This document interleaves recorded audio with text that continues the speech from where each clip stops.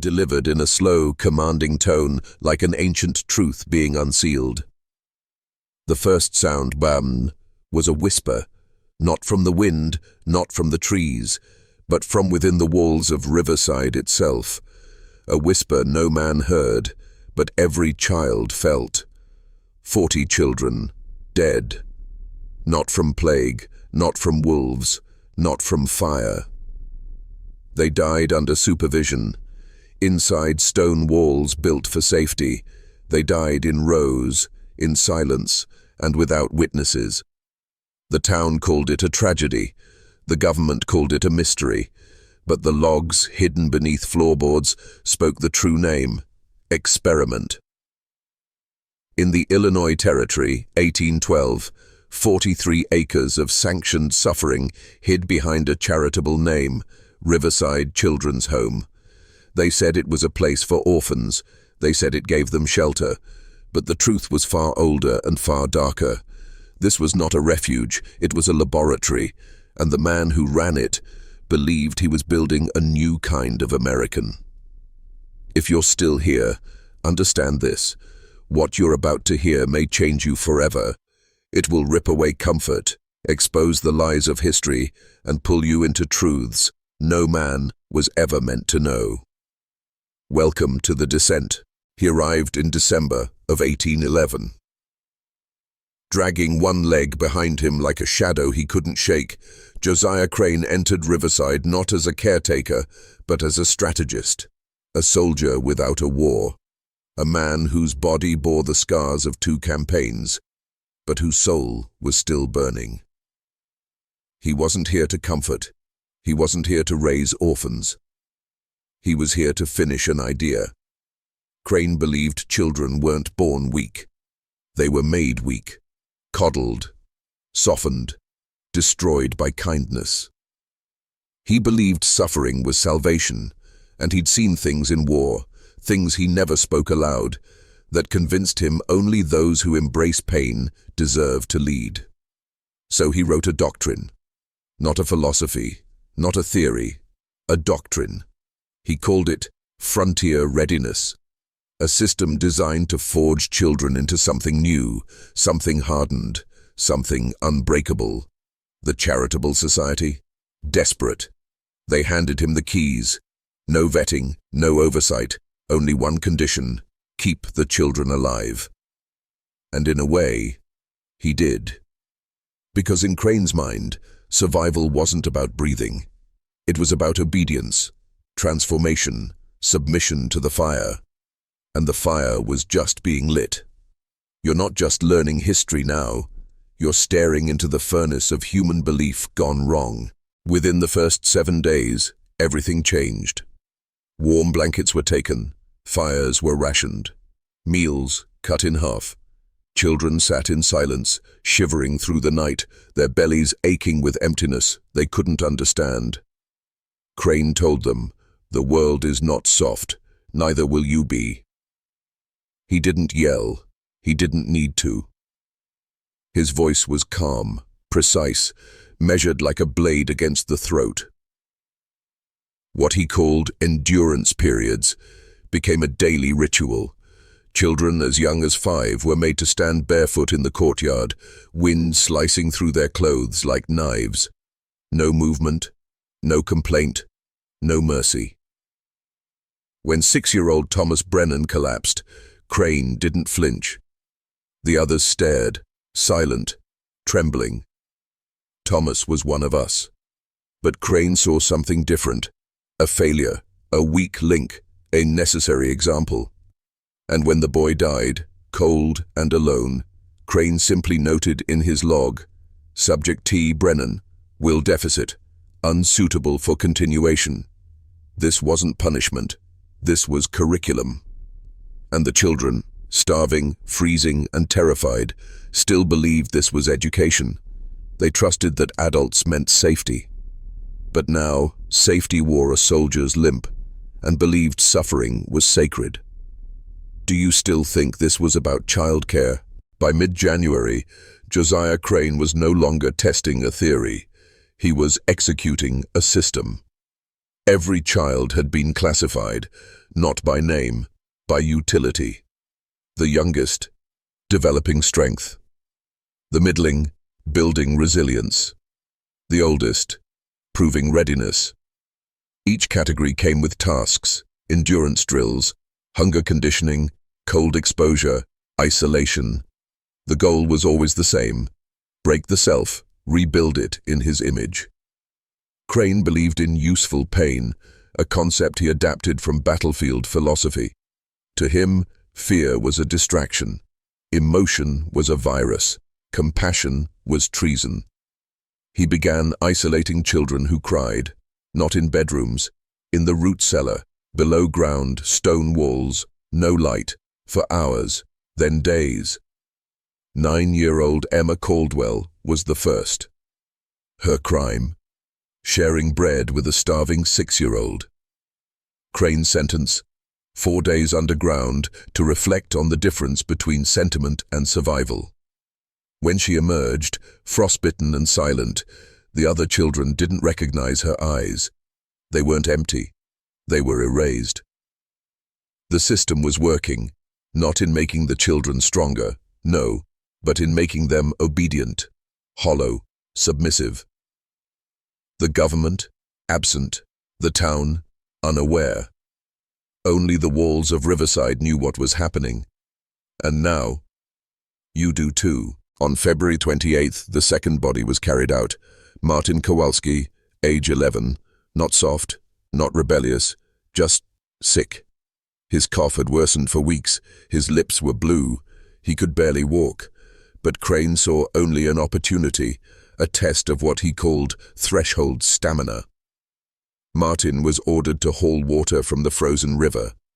He collapsed halfway, and again Crane refused aid.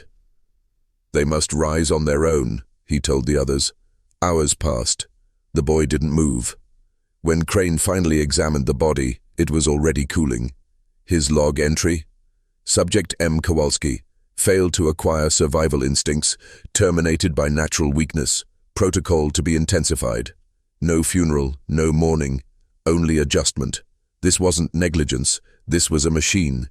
Crane tweaked it like a mechanic tuning an engine, each child a gear, each death a data point.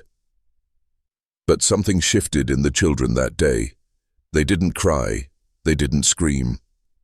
They looked at each other differently now, less like friends, more like survivors trapped in a game they hadn't chosen to play. And deep inside, a question was forming. What if this was never about helping us? What if this was always a harvest? By the time March arrived, Riverside was no longer a home. It was a system, a machine with human parts, a prison disguised as a school, and Josiah Crane, the warden, the scientist, the priest of pain, tightened every screw. Phase 3 of his frontier readiness protocol began. Fear conditioning. Children were locked in pitch-black rooms for entire nights without warning. Sudden crashes, metal, stone, screaming animals filled the halls. Some were forced to sleep outside during storms. No shoes, no coats, no explanation. But Crane added something else now: division. He chose the strongest children, the least broken, and named them supervisors. He gave them power, told them to enforce discipline, to punish weakness. Samuel Harrison, 15, refused. He protected the younger ones, until Crane sent him to the cellar. 7 days, no food, no light, no sound except his own breath, and Crane's words echoing in his head. You will choose strength, or you will disappear. When Samuel returned, he was different. Eyes glazed, voice hollow, and when a 7-year-old cried for his mother, Samuel struck him. The protector had become the predator. This wasn't transformation, it was inversion. Crane didn't just want stronger children. He wanted to rewrite what a child could be. By late March, resistance was not just dangerous, it was extinct. The children no longer wept for the dead. They no longer whispered in corners. They no longer reached for warmth. Their minds had adapted to survival mode, stripped of trust, stripped of identity. 6 more had died. Different causes.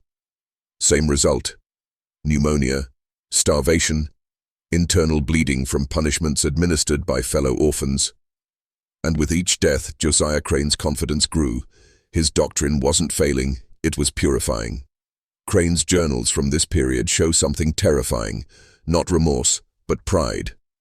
Subject group adapting to pressure, whining reduced, peer enforcement successful, emotional suppression increasing, signs of ideal mental conditioning emerging. This wasn't discipline, this was indoctrination. He wasn't raising children, he was cultivating silence. And beneath that silence, something darker stirred. A belief that maybe this was deserved, that weakness really was sin, that compassion truly was a defect. And if you think this was just madness, you've missed the point. Crane wasn't acting alone, because what he believed, others believed.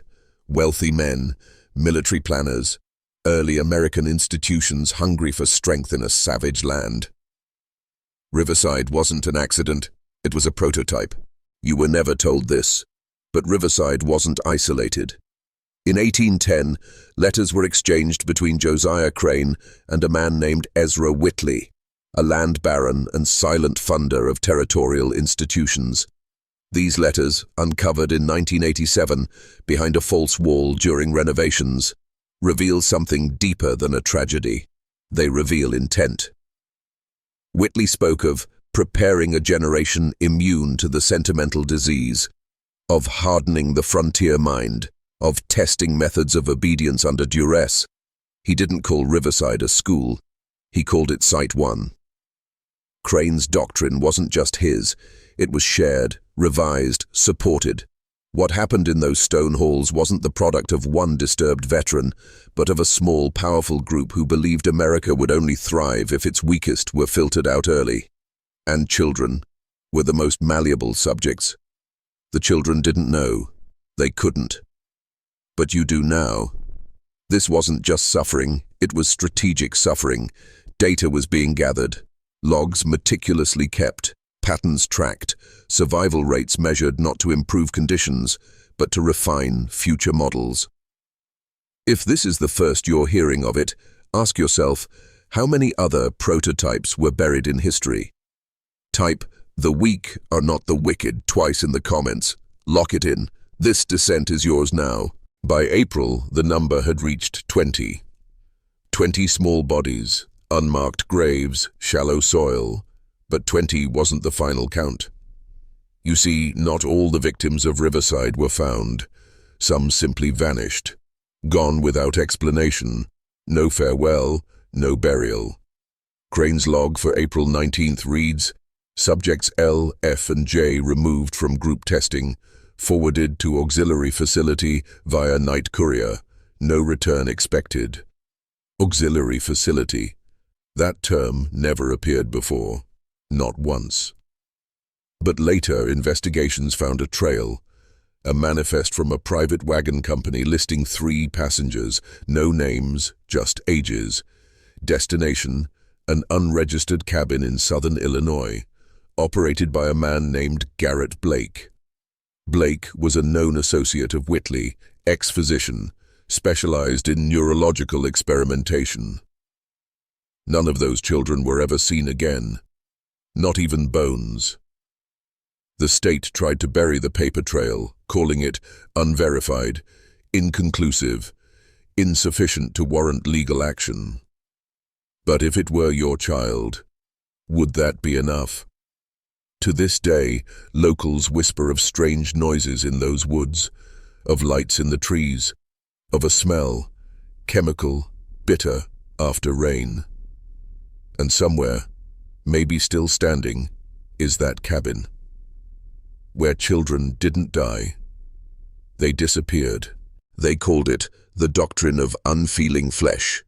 Not officially, not in writing, but among the elite circle around Josiah Crane, it became a philosophy, one whispered in letters, hinted in speeches, scribbled in margins. It was simple, monstrous, and effective.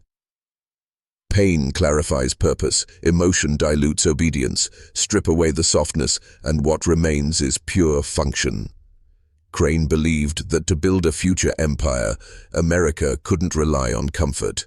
It had to forge human tools, living instruments sharpened by trauma and stripped of hesitation. And who better to shape than the discarded? The orphan, the weak, the unclaimed, those who no one would come searching for. That's why Riverside was permitted to operate with such isolation. That's why reports vanished, why funding continued, why neighbors heard cries in the night and did nothing. Because Crane's method wasn't just allowed, it was admired by certain men in high places. It's no accident that within 20 years, several of Crane's graduates were placed in roles of power, in local militias, in early penal institutions, in westward expansion groups tasked with taming frontier towns. Crane didn't just break children, he built the men they wanted, and the doctrine still survives. You may think the past died with Crane. You'd be wrong. In 1962, a classified Department of Defense memorandum surfaced briefly before being resealed. It referenced early behavioral conditioning methods, citing Crane, 1810, as a foundational influence. Let that sink in. 150 years later, the language of the doctrine of unfeeling flesh still haunted the halls of institutional power, cloaked in new terms like compliance reinforcement or resilience induction, even more chilling. A handful of techniques pioneered at Riverside re-emerged in Cold War-era black site programs, enforced silence protocols, emotional deprivation training, peer-on-peer punishment models, supposedly for national security, for breaking spies. But the blueprint, it came from a home that buried children in the backyard. You see, darkness doesn't always vanish. Sometimes it evolves. Josiah Crane may have died in 1831, throat slit in an unsolved incident never investigated, but his ghost lived on, not in folklore, but in systems, in corrections policies, in experimental education programs, in military handbooks edited behind closed doors, and perhaps in places even closer than that. The true horror of Riverside isn't that it happened, it's that its echo is still shaping us. Her name was Margaret Ellen Grace. She was 7 when the frostbite took her toes, 9 when they pulled her out of Riverside barely alive during a brief state inspection in winter 1811. And she remembered everything. For decades, her testimony was ignored, discredited, labeled hysterical. But in 1849, at age 47, she self-published a 64-page memoir titled Among the Hollowed, A Child's Account of Stone Discipline. Only 9 copies survived. Inside, Margaret details not only the punishments, but the rituals. She described the Friday wash, where children were scrubbed raw in ice basins while reciting lines from Crane's doctrine, the silencing bell, which rang before each punishment, but no child was ever allowed to speak afterward, and a locked room she called the Room of Blinking Eyes, where children were taken for final evaluation and never returned. What made her book dangerous wasn't just its horror, it was the precision. She drew floor plans, named names, predicted with chilling accuracy the contents of Crane's later excavated logs. Then Margaret vanished, last seen in a boarding house near the Missouri border. Her room, ransacked, pages torn from her original manuscript. They didn't want her story told, but now, you know her name. Say it aloud. Let them hear it. Josiah Crane was never acting alone. A 1799 letter, hidden behind the binding of an old legal ledger found in Springfield, revealed a correspondence between Crane and a figure signed only as BWK. The letter reads, "Your model, though severe, aligns with the principles we discussed in the Autumn Circle. The child must be unmade before it can be properly recast. Continue. Funds will arrive quarterly. And remember, silence ensures permanence." The Autumn Circle wasn't a metaphor.